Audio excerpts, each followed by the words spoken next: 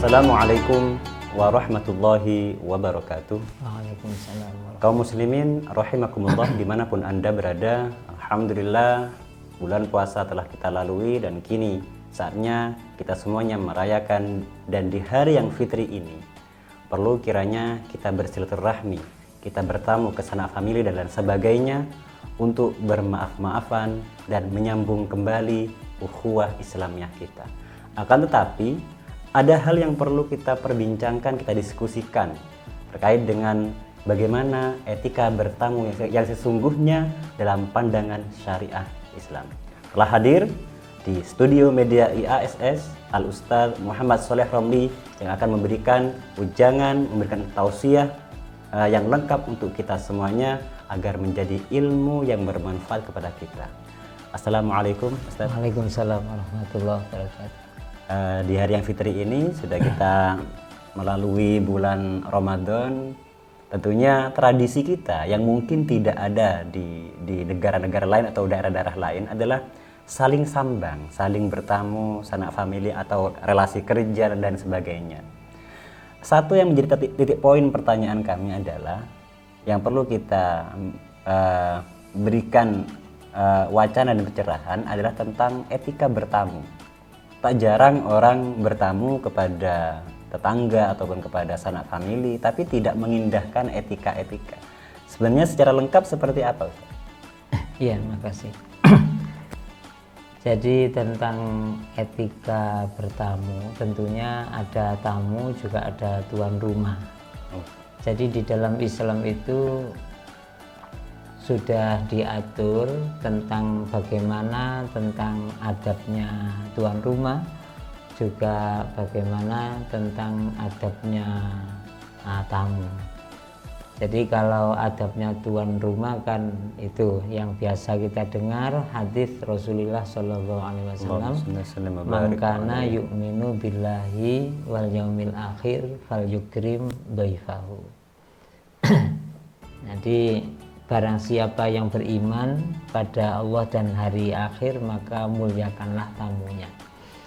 Nah, kemudian etika tamu juga disampaikan di dalam ayat Al-Quran, yaitu pada surat An-Nur ya, ayat 27 sampai 29. Allah berfirman, Bismillahirrahmanirrahim. Ya ayyuhalladzina amanu la tadkhulu buyutan ghaira buyutikum hatta tasta'nisu wa tusallimu ala ahliha. Dzalikum khairul lakum la'allakum tadhakkarun. Di dalam ayat ini juga sampai disebutkan tentang ayat ada ayat yang berbunyi fa illam tajidu fiha ahadan fala tadkhuluha hatta yu'dzana lakum wa in qila lakum murji'u farji'u huwa azka lakum.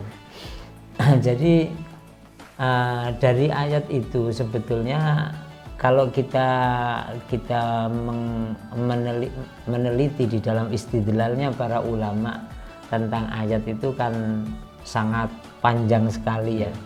Nah, cuma kita sebagai orang awam maka tinggal membaca bagaimana istidlalnya para ulama tentang ayat-ayat ini. Apa yang digali oleh para ulama? Yang digali oleh para ulama.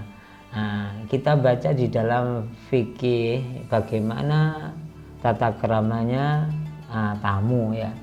Tamu itu kalau di dalam mazhab Hambali ya, seperti fikih Ibnu Qudamah, di situ disebutkan bahwa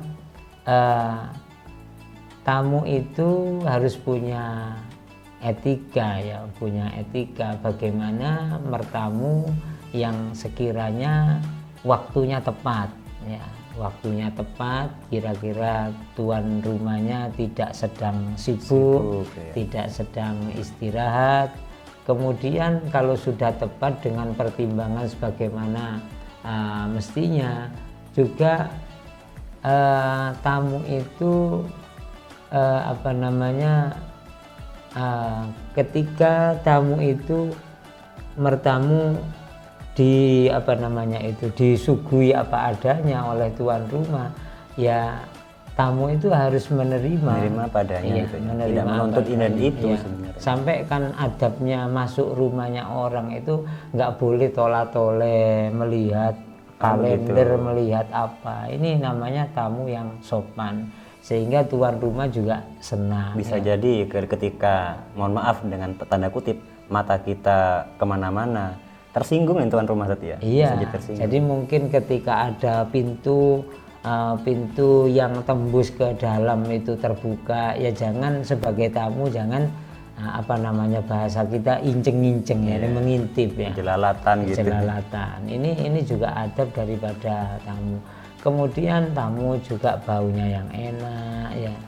Nah, ini ada beberapa adab di dalam masalah ini. Saya lihat tadi di di ketentuan-ketentuan tentang adabnya sebagai seorang tamu. Di dalam fikih Ibnu Qudamah dikatakan tamu yang wajib dihormat dan artinya wajib dikasih, ada yang mengatakan sunnah, ada yang mengatakan wajib, itu ada ketentuan. Jadi tamu yang datang dari dari luar desa kita, ini wajib dalam arti disuguhi, diberi jamuan, diberi jamuan ya, diberi jamuan. Itu ada yang datang dari desa kita, sendiri, kemudian ada tamu yang datang dari luar. Itu dibedakan di dalam mazhab Hambali ya, dikatakan kalau tamu itu datang dari luar itu sunnah dikasih diafah. Sebagian ulama mengatakan wajib. Ya, wajib dikasih diafah. Diafah sebagaimana diterangkan di dalam tafsir Iqlil itu harus mengutamakan minuman ya. Artinya minuman itu lebih penting daripada makanannya. Artinya suguhan itu lebih utama minuman daripada makanannya. Artinya bandingannya. Kalau memang pilih salah satunya, itu lebih utama dikasih minum saja daripada dikasih makanan saja. Tentunya tidak memaksakan diri untuk menyediakan segala sesuatu itu. Iya. Kemudian di dalam fikih Ibnu Qudamah dikatakan batasnya itu yang harus terus dikasih diafah itu adalah menurut sebagian ulama sunnah, menurut sebagian ulama itu wajib, itu batasnya 3 hari. Jadi kalau sudah 3 hari selesai, itu namanya sudah bukan tamu. Bukan tamu. Iya. Ini bukan penginapan gitu ya. Ini mau bertamu atau ini bukan hotel juga gitu. Iya. Kadang-kadang yang mengatakan ini hotel sahabat gitu. Jadi adabnya tidak boleh melebihi daripada 3 hari etika bertamu itu. Jadi kalau saya baca di dalam beberapa aturan ya, kalau memang ayatnya itu memang global, jadi bagaimana sekiranya menjadi tamu itu adalah dalam ayat tadi itu kalau disuruh masuk ya, kalau disuruh masuk silahkan masuk, maka kita boleh masuk. Wa in qila lakum irji'u farji'u, bila disuruh kembali berarti sahibul baitnya tidak tidak siap ya, tidak berkenan, maka ya juga harus kembali. Tidak memaksakan diri kemudian mau bertamu. Ya, dari ayat itu kemudian tamu ini diberi beberapa ketentuan, yaitu toto kromo bahasanya. Jadi pertama yang baik bertamu itu adalah memberitahu dulu. Memberitahu itu bisa memberitahu lebih dulu ya, sebelum masih jauh ya. Bisa juga memberitahu itu dalam arti adalah notok pintu ya, itu secara mendadak, karena ada seperti orang yang pantas janjian dulu ya. Apalagi sekarang sudah alat komunikasi akan mudah. Jadi gitu mungkin ya. kalau saya dengan Ustadz Irfan ini karena sudah akrab, saya bisa besok ke rumah jenengan, itu lebih baik ya.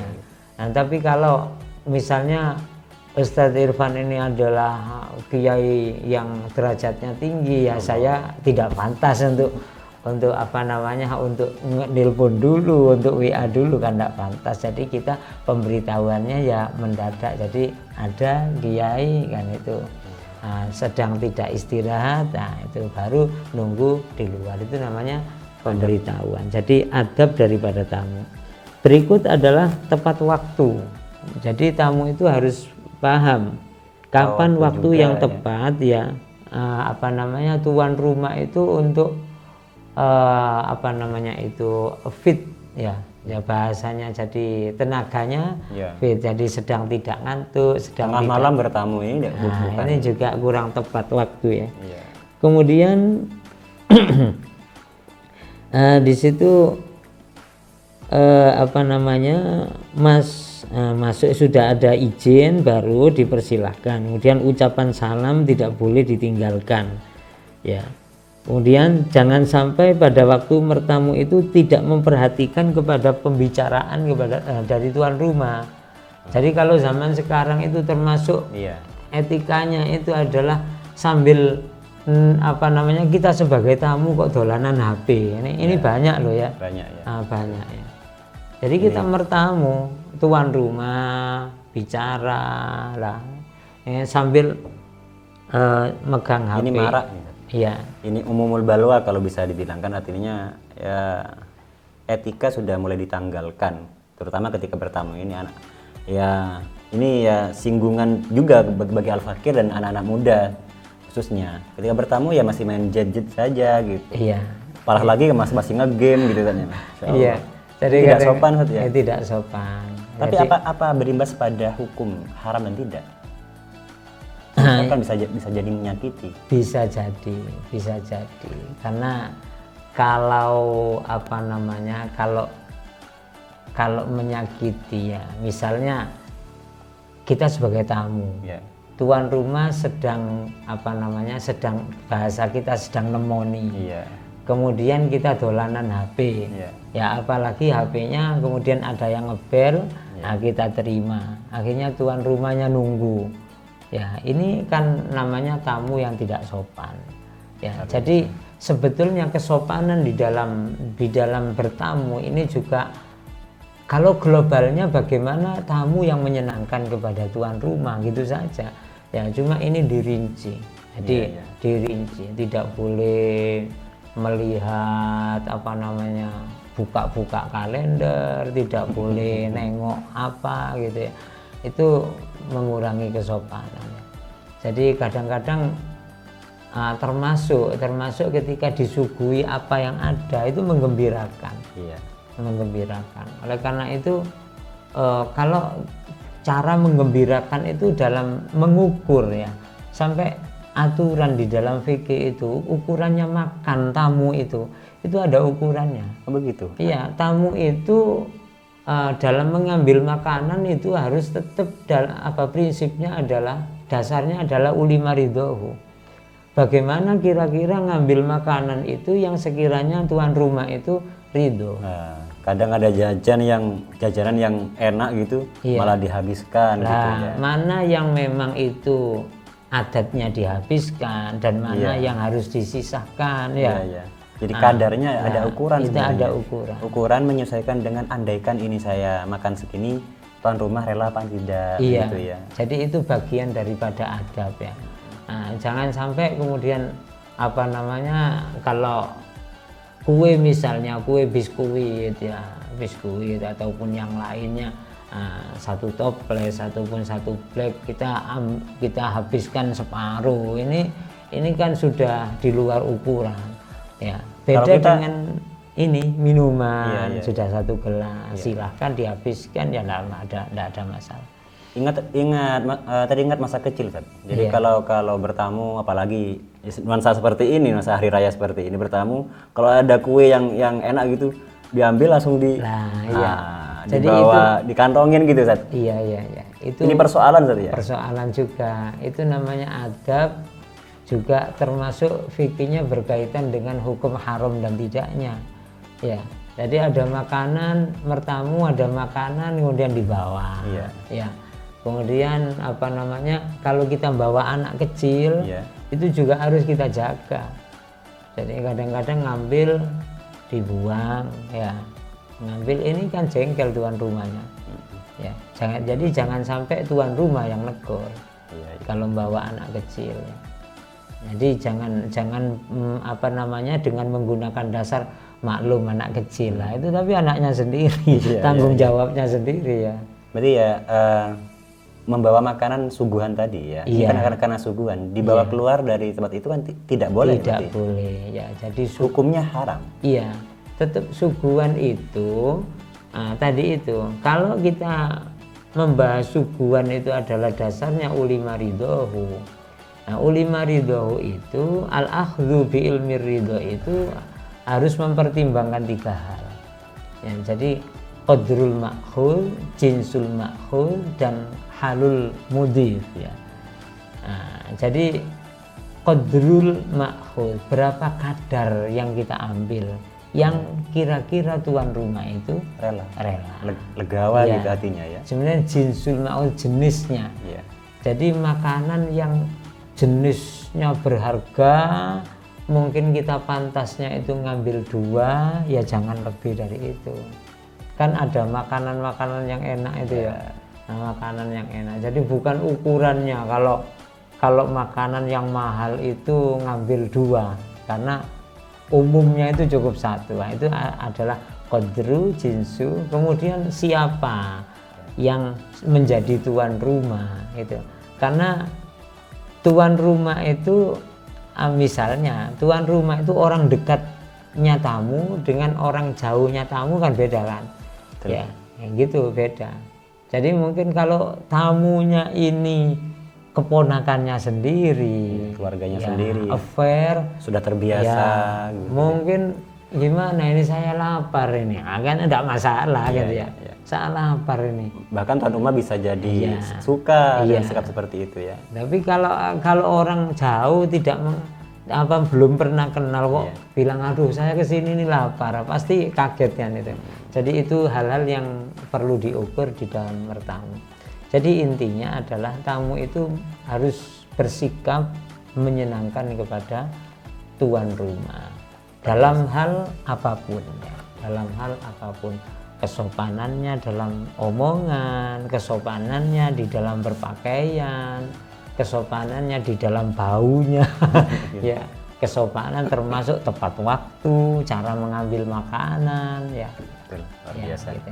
Terima kasih penjelasannya Ustaz. Alhamdulillah, ini tambahan ilmu yang sangat bermanfaat kepada kita semuanya. Beginilah ajaran Islam tidak hanya mengajarkan hal-hal ubudiyah saja, tapi cara kita berinteraksi kepada orang lain, cara kita mengikat kembali ukhuwah kita, ada tata cara tersendiri dan itu lengkap, komprehensif diajarkan dalam Islam ini. Alhamdulillah, itulah yang dapat kami sajikan pada kesempatan kali ini, dan innal a'idin wal faizin kulla amin wa antum bi khair.